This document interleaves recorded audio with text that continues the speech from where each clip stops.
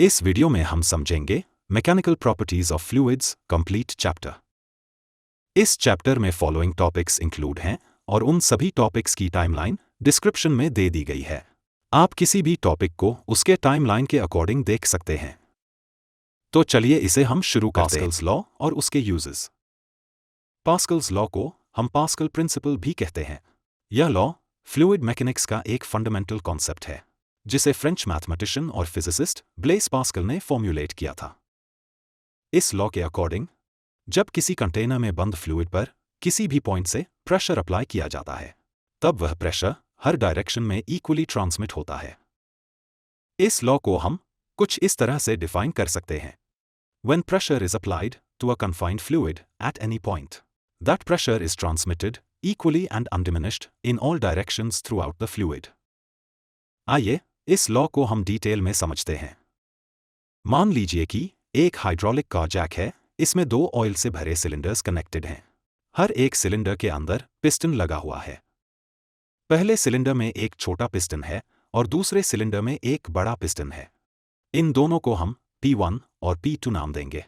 दोनों सिलेंडर्स आपस में एक पाइप के थ्रू कनेक्टेड हैं जिससे उनके बीच ऑयल मूव कर सकता है।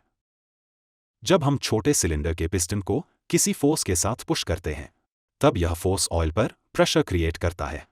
इस प्रेशर को हम P और फोर्स को F1 से रिप्रेजेंट करेंगे। हम जानते हैं कि pressure equal to force by area. Mathematically इसे हम इस तरह रिप्रेजेंट करेंगे। यहाँ A1 स्मॉल पिस्टन का एरिया है। अकॉर्डिंग टू पास्कल्स लॉ यह प्रेशर ऑयल के थ्रू हाइड्रोलिक सिस्टम में इक्वली ट्रांसमिट होगा। इसका मतलब सेम प्रेशर P दूसरे सिलेंडर के बड़े पिस्टन पर भी लगेगा। अब क्योंकि बड़े पिस्टन का एरिया बड़ा है इसलिए उस पर फोर्स ज्यादा लगेगा। इस फोर्स को हम F2 कहेंगे। इसे हम मैथमेटिकली इस तरह समझ सकते हैं। F2 equal to pressure into A2। अगर हम इसमें प्रेशर की वैल्यू पुट करें तो हमें यह मिलेगा। इस इक्वेशन से हम देख सकते हैं कि फोर्स F2 दूसरे पिस्टन के एरिया पर डिपेंड करता है। इसका इस वीडियो मतलब में हम अगर समझे एरिया ज्यादा है तो फोर्स भी ज्यादा होगा। बॉयंसी। एनिमेशन में हम देखते हैं कि एक ग्लास कंटेनर को पानी से पार्शली फिल किया गया है। इस ग्लास टैंक में एक प्लास्टिक बॉल को इमर्स करेंगे यानी डुबोएंगे। जब हम इस प्लास्टिक बॉल को पानी में रिलीज करते हैं तब प्लास्टिक बॉल पानी की सरफेस पर वापस आ जाती है। अगर हम दोबारा प्लास्टिक बॉल को इमर्स करें तो बॉल फिर से सरफेस पर वापस आ जाती है। आइए समझते हैं कि ऐसा क्यों होता है। जब हम प्लास्टिक बॉल को पानी में डुबोने की कोशिश करते हैं तब प्लास्टिक बॉल कुछ पानी को डिस्प्लेस करता है जो उसके वॉल्यूम के बराबर होता है। पानी डिस्प्लेस होने के कारण पानी का लेवल इंक्रीज होता है। जैसा कि हम जानते हैं वाटर सरफेस पर एटमॉस्फेरिक प्रेशर एक्ट करता है जिसके कारण वाटर सरफेस पर दबाव यानी एक तरह का फोर्स लगता है। वाटर के थ्रू लगने वाली इस अपवर्ड थ्रस्ट को हम बॉयंसी कहते हैं। वाटर के अलावा किसी भी फ्लूइड में बॉयंसी फोर्स एक्सपीरियंस किया जा सकता है। हालांकि इस बॉयंसी फोर्स का मैग्नीट्यूड फ्लूइड की डेंसिटी पर डिपेंड करता है। साथ ही अगर ऑब्जेक्ट की डेंसिटी फ्लूइड की डेंसिटी से ज्यादा है तो ऑब्जेक्ट सरफेस पर रिटर्न नहीं आता। आइए इसे हम एक सिंपल एग्जाम्पल से समझते हैं। मान लीजिए कि इस बार हमने प्लास्टिक बॉल की जगह एक आयरन की बॉल ली है। जब हम इस आयरन बॉल को पानी में डुबोने की कोशिश करते हैं तब ये आयरन बॉल पूरी तरह से पानी में सिंक हो जाती है यानी डूब जाती है। ऐसा इसलिए होता है क्योंकि आयरन बॉल का वेट प्लास्टिक बॉल की तुलना में बहुत ज्यादा होता है जिसके कारण आयरन बॉल पर लगने वाला ग्रेविटेशनल फोर्स अपवर्ड थ्रस्ट से बहुत ज्यादा होता है और आयरन बॉल पानी में डूब जाती है।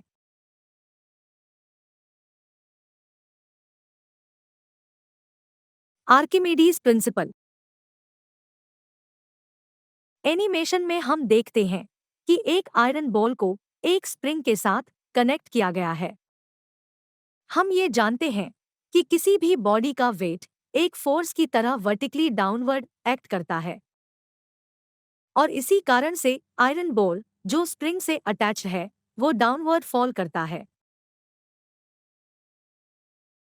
क्योंकि स्प्रिंग आयरन बॉल से अटैच्ड है तो स्प्रिंग एक सर्टेन डिस्टेंस तक स्ट्रेच्ड होती है। हम इसे एक स्केल की मदद से मेजर कर सकते हैं। अब हम इस आयरन बॉल को पानी में डुबोएंगे। जब आयरन बॉल पानी में डूबती है तब आयरन बॉल अपने वॉल्यूम के अकॉर्डिंग पानी को डिस्प्लेस करती है। जब भी किसी बॉडी को पानी में डुबोया जाता है तब बॉडी पे एक अपवर्ड थ्रस्ट एक्ट करता है जिसे हम बॉयंसी कहते हैं। क्योंकि आयरन बॉल पर अपवर्ड थ्रस्ट एक्ट कर रहा है जिसके कारण आयरन बॉल ऊपर की तरफ मूव करता है, जिसे हम स्केल की मदद से मेजर कर सकते हैं। आर्किमिडीज प्रिंसिपल के अकॉर्डिंग किसी भी बॉडी पर लगने वाला अपवर्ड थ्रस्ट उस पानी के वेट के बराबर होता है जिसे बॉडी ने डिस्प्लेस किया है। आर्किमिडीज प्रिंसिपल को हम कुछ इस तरह से डिफाइन कर सकते हैं।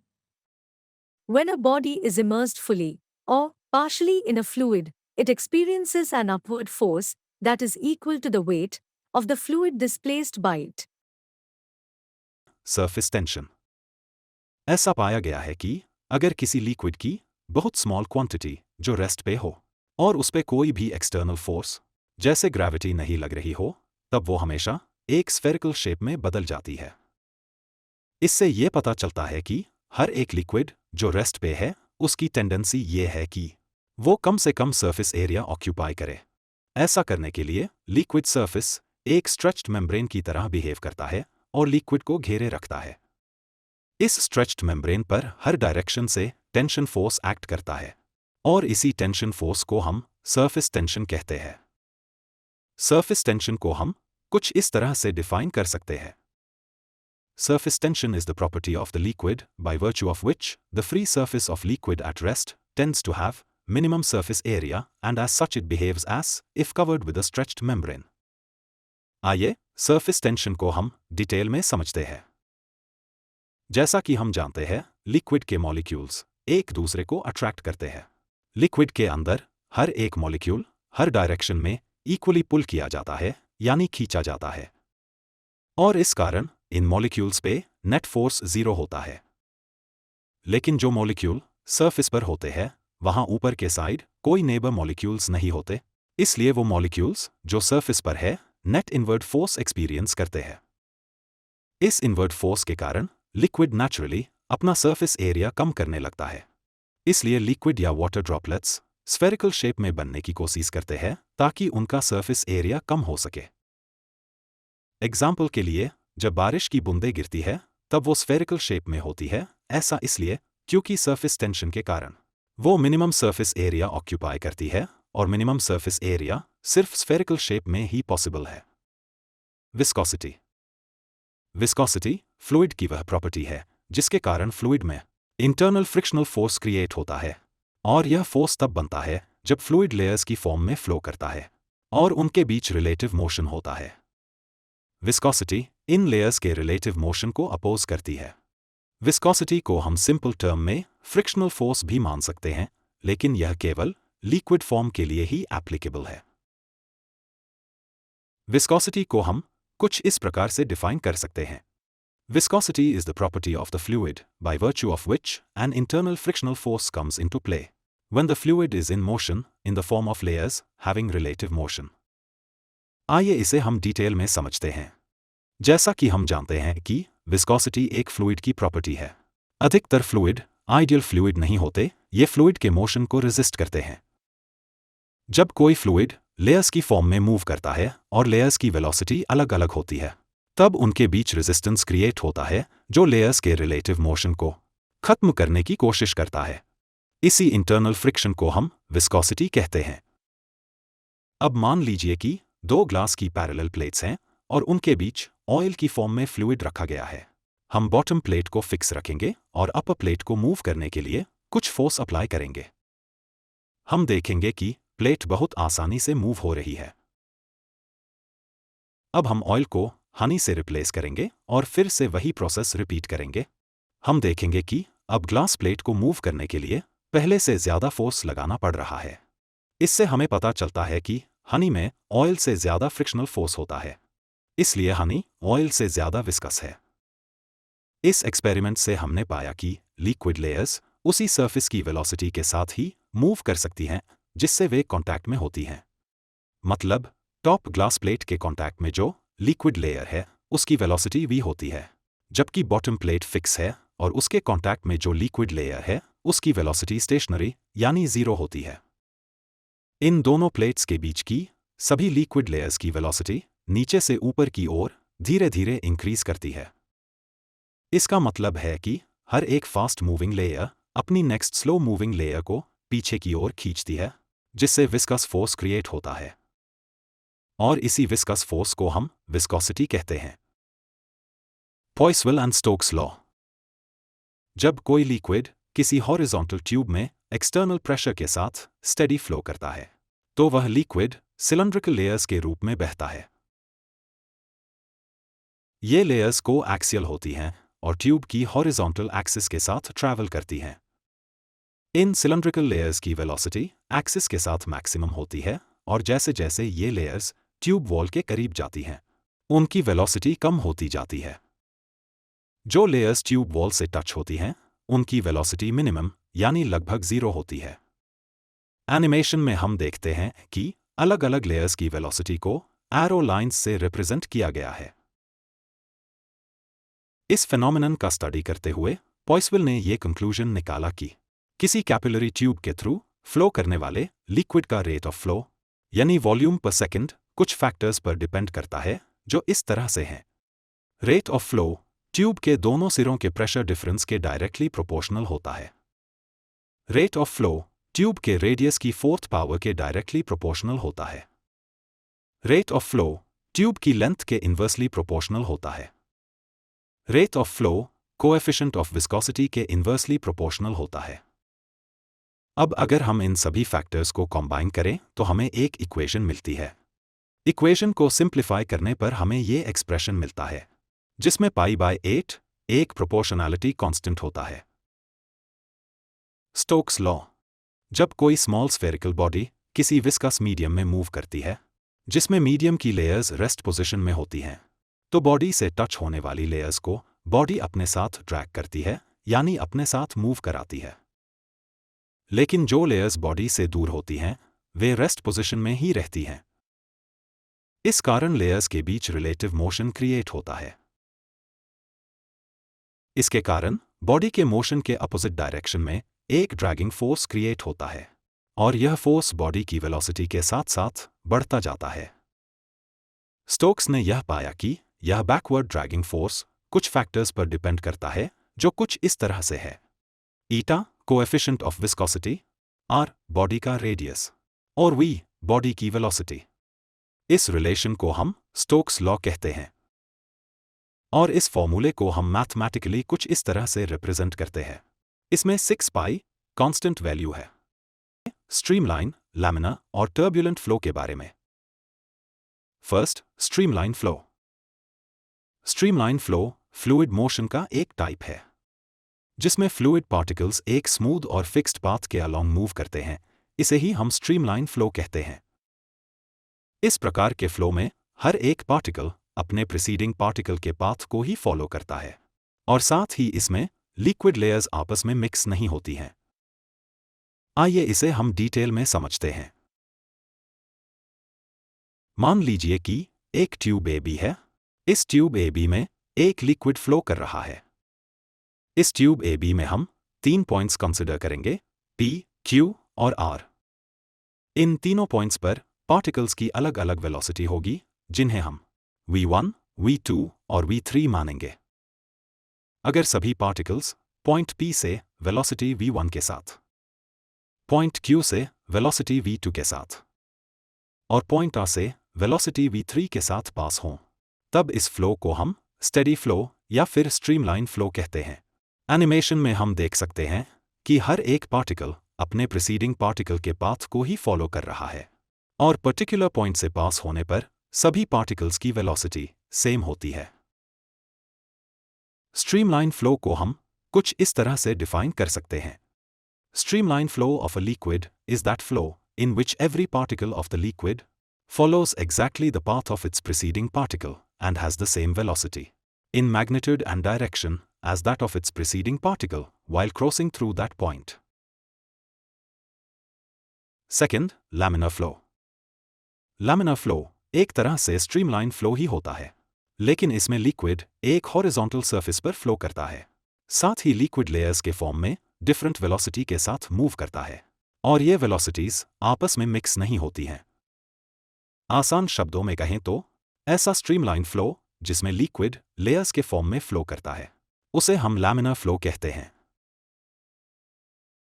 Third, turbulent flow. जब किसी लिक्विड की वेलोसिटी उसकी क्रिटिकल वेलोसिटी से ज्यादा हो जाए और लिक्विड पार्टिकल्स का मोशन डिसऑर्डर और इरेगुलर हो जाए, तब उस फ्लो को हम टर्बुलेंट फ्लो कहते हैं। यहां क्रिटिकल वेलोसिटी का मतलब है वो वेलोसिटी जिस पर लिक्विड का फ्लो स्मूथ, स्टेडी और स्ट्रीमलाइन बना रहता है। आइए टर्बुलेंट फ्लो को डिटेल में समझते हैं। टर्बुलेंट फ्लो में पार्टिकल्स का पाथ और वेलोसिटी कंटिन्यूअसली और इरेगुलरली टाइम के साथ पॉइंट टू पॉइंट चेंज होता रहता है। इस तरह के फ्लो में लिक्विड की मैक्सिमम एक्सटर्नल एनर्जी जो लिक्विड फ्लो को बनाए रखने में लगती है वो एडीज यानी टॉर्नेडो बनाने में खर्च हो जाती है और बहुत कम एनर्जी लिक्विड को आगे फ्लो कराने में यूज होती है। एग्जाम्पल के लिए ब्रिज के साइड पिलर्स के पास एडीज बनते हैं। जब किसी मूविंग फ्लूइड के पाथ में कोई ऑब्स्टिकल रखा जाता है तब उस लिक्विड में टर्बुलेंस क्रिएट होता है। बर्नौलीज प्रिंसिपल, इसकी डेरिवेशन और कुछ practical applications. Bernoulli's principle fluid dynamics का एक फंडामेंटल प्रिंसिपल है जो यह बताता है कि किसी फ्लोइंग फ्लूइड में प्रेशर, वेलोसिटी और हाइट के बीच क्या रिलेशन होता है। यह प्रिंसिपल एनर्जी कंजर्वेशन पर बेस्ड है। आइए इसे हम डिटेल में समझते हैं। बर्नौलीज प्रिंसिपल क्या कहता है? बर्नौलीज प्रिंसिपल यह बताता है कि एक आइडियल फ्लूइड के लिए फ्लूइड की टोटल मैकेनिकल एनर्जी का सम, जैसे प्रेशर एनर्जी, काइनेटिक एनर्जी और पोटेंशियल एनर्जी, इन सभी एनर्जी का सम हर पॉइंट पर कांस्टेंट रहता है। मैथमेटिकली इसे हम बर्नौली इक्वेशन की फॉर्म में लिख सकते हैं। Pressure plus half into fluid density into velocity square plus fluid density into gravity into height equal to constant है, जहां P फ्लूइड का प्रेशर, रो फ्लूइड की डेंसिटी, V फ्लूइड की velocity, G acceleration due to gravity और H fluid की height है। यह equation energy conservation के प्रिंसिपल से निकाला गया है। आइए अब इसकी डेरिवेशन को समझते हैं। Bernoulli's principle work energy theorem पर बेस्ड है। मान लीजिए एक इनकम्प्रेसिबल फ्लूइड किसी स्ट्रीमलाइन फ्लो में एक पाइप के अंदर बह रहा है जिसका क्रॉस सेक्शनल एरिया अलग अलग जगहों पर अलग है। इनिशियल पॉइंट पे हम देख सकते हैं कि वाटर को किसी प्रेशर के साथ भेजा जा रहा है। इसके लिए हम कोई एक्सटर्नल सोर्स का यूज करते हैं, जैसे कि वाटर पंप। यह वाटर प्रेशर एक तरह से प्रेशर एनर्जी है जो वाटर को फ्लो करने के लिए पुश करती है। इसे हम वर्क डन भी कह सकते हैं क्योंकि इसमें वाटर का फ्लो हो रहा है। यह वर्क डन आगे दो एनर्जी में कन्वर्ट हो रहा है जो कि काइनेटिक और पोटेंशियल एनर्जी की फॉर्म है। अब हम इन तीनों एनर्जी जैसे प्रेशर एनर्जी, काइनेटिक और पोटेंशियल एनर्जी को एक एक करके कैलकुलेट करेंगे और इसी की मदद से डेरिवेशन को समझेंगे। Work done by pressure. मान लीजिए पाइप के दो पॉइंट्स हैं, पॉइंट ए और पॉइंट बी। पॉइंट ए पर फ्लूइड का pressure P1, velocity V1, height H1 और एरिया A1 है, और पॉइंट बी पर फ्लूइड का pressure P2, velocity V2, height H2 और एरिया A2 है। अब फ्लूइड एलिमेंट पर प्रेशर के कारण होने वाले वर्क को कंसिडर करेंगे, जो कि कुछ ये होगा। Work equal to pressure multiply area multiply distance. क्योंकि area into distance per second volume होता है, इसलिए work done per second equal to pressure multiply volume होगा। एनिमेशन में हम देख सकते हैं कि वाटर पाइप में पॉइंट ए पर प्रेशर P1 है और पॉइंट बी पर प्रेशर P2 है, इसलिए दोनों पॉइंट पर वर्क इस प्रकार होगा। अब क्योंकि प्रेशर P1 P2 से ज्यादा है, इसलिए final work at point A minus work at point B होगा। ध्यान रहे कि यहां हम वॉल्यूम को सेम कंसिडर कर रहे हैं। इसका मतलब यह है कि हर सेकंड दोनों पॉइंट पे सेम अमाउंट में वाटर पास हो रहा है। ये एक रूल है जिसे हम इक्वेशन ऑफ कंटिन्यूटी कहते हैं। पोटेंशियल एनर्जी हाइट पर डिपेंड करती है। पॉइंट ए और पॉइंट बी पर पोटेंशियल एनर्जी इस प्रकार होगी। अब क्योंकि पॉइंट बी पर हाइट ज्यादा है, इसलिए पॉइंट बी पर पोटेंशियल एनर्जी ज्यादा होगी और दोनों पोटेंशियल एनर्जी का डिफरेंस इस प्रकार होगा। काइनेटिक एनर्जी के फॉर्मूले के अकॉर्डिंग पॉइंट ए और पॉइंट बी पर काइनेटिक एनर्जी इस प्रकार होगी। क्योंकि एरिया डिक्रीज होने पर वेलोसिटी इंक्रीज होती है, इसी कारण पॉइंट बी पर वेलोसिटी ज्यादा होगी, यानी कि पॉइंट बी पर काइनेटिक एनर्जी ज्यादा होगी। इन दोनों काइनेटिक एनर्जी का डिफरेंस इस प्रकार होगा। अब जैसा कि हम जानते हैं कि एनर्जी कंजर्वेशन प्रिंसिपल के according total work done change in kinetic energy plus change in potential energy के इक्वल होता है। अब हम इस इक्वेशन में पॉइंट ए के कंपोनेंट्स को लेफ्ट साइड और पॉइंट बी के कंपोनेंट्स को राइट साइड में रिप्लेस करेंगे। अब इस इक्वेशन को हम दोनों साइड m यानी मास से डिवाइड करेंगे। इक्वेशन में volume v by mass m को डेंसिटी रो से रिप्लेस करेंगे। इस इक्वेशन को सिंप्लीफाई करने पे हमें कुछ ये वैल्यू मिलती है। ये बर्नौलीज इक्वेशन है जो बताता है कि फ्लूइड की टोटल मैकेनिकल एनर्जी कंजर्व्ड रहती है। आइए अब हम इसके प्रिंसिपल के कुछ प्रैक्टिकल एग्जाम्पल देखते हैं। Airplane wing aerofoil. बर्नौली का प्रिंसिपल एयरप्लेन विंग्स के डिजाइन में यूज किया जाता है। विंग के ऊपर हवा की वेलोसिटी ज्यादा होती है, जिसके कारण प्रेशर कम हो जाता है। विंग के नीचे हवा की वेलोसिटी कम होती है, जिसके कारण प्रेशर ज्यादा होता है। ऐसा इसलिए होता है क्योंकि टोटल एनर्जी का सम हमेशा एक जैसा ही होना चाहिए।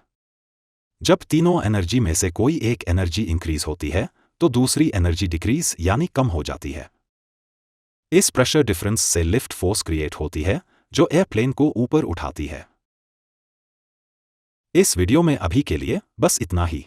अगर आपको हमारा ये वीडियो अच्छा लगा तो हमारे इस चैनल को सब्सक्राइब करें, इस वीडियो को लाइक और शेयर करें। आप अपना फीडबैक हमें कमेंट सेक्शन में दे सकते हैं ताकि हम अपनी इन वीडियोस को और बेहतर बना सके। इन वीडियोस को बनाने के लिए हमें कई दिनों का हार्डवर्क, पैसा और टाइम लगता है। इसके लिए हमें आपके सपोर्ट की ज़रूरत है। हमें सपोर्ट करने के लिए आप हमारे मेंबरशिप प्लान को ज्वाइन कर सकते हैं। इसके अलावा आप हमारे इन वीडियोस को शेयर करके भी हमें सपोर्ट कर सकते हैं। तो चलिए मिलते हैं नेक्स्ट वीडियो में, तब तक के लिए